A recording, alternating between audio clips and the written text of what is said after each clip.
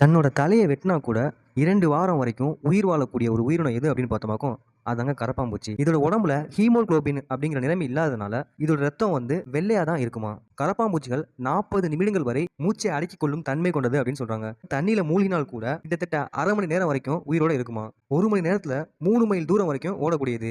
அணுகுண்டு வெடிப்பையும் தாண்டி உயிர் வாழும் அப்படின்னு நம்பப்படுது. கரப்பான்பூச்சி மிகவும் பழமையான ஒரு உயிரினம் அப்படின்னு சொல்றாங்க. கிட்டத்தட்ட 280 மில்லியன் ஆண்டுகளுக்கு முன்னாடி இருந்தே வாழுது அப்படின்னு சொல்றாங்க. உலகத்திலேயே 4000க்கும் மேற்பட்ட கரப்பான்பூச்சிகள் இருக்குதா. கரப்பான்பூச்சிகள் உணவு இல்லாமல் 1 மாதம் வரைக்கும் உயிர் வாழக்கூடியதா. தண்ணீர் இல்லாமல் 1 வாரம் வரைக்கும் உயிர் வாழ முடியுமா. கரப்பான்பூச்சியில் அனைத்து விதமான உணவுகளையும் உண்ணக்கூடியதா இருக்குது. இறைச்சி, இனிப்பு, இறந்த பூச்சிகள், மனித உணவுகள், பேப்பர், துணி, மரம் போன்ற அனைத்து உணவுகளையும் உண்ணக்கூடியதா இருக்குது. இவை மிகவும் வலிமையானது. கரப்பான்பூச்சி தன்னோட எடையை விட 900 மடங்கு அதிகமான எடையை தாங்க முடியும் அப்படின்னு சொல்றாங்க. பெண் கரப்பான்பூச்சிகள் வந்து ஒரு வருடத்திற்கு 150 குட்டிகள் வரைக்கும் விடுமா. கரப்பான்பூச்சிகள் நில அதிர்வுகளை உணரக்கூடியதா இருக்குது. நாம வர்றத அந்த அதிர்வுகள்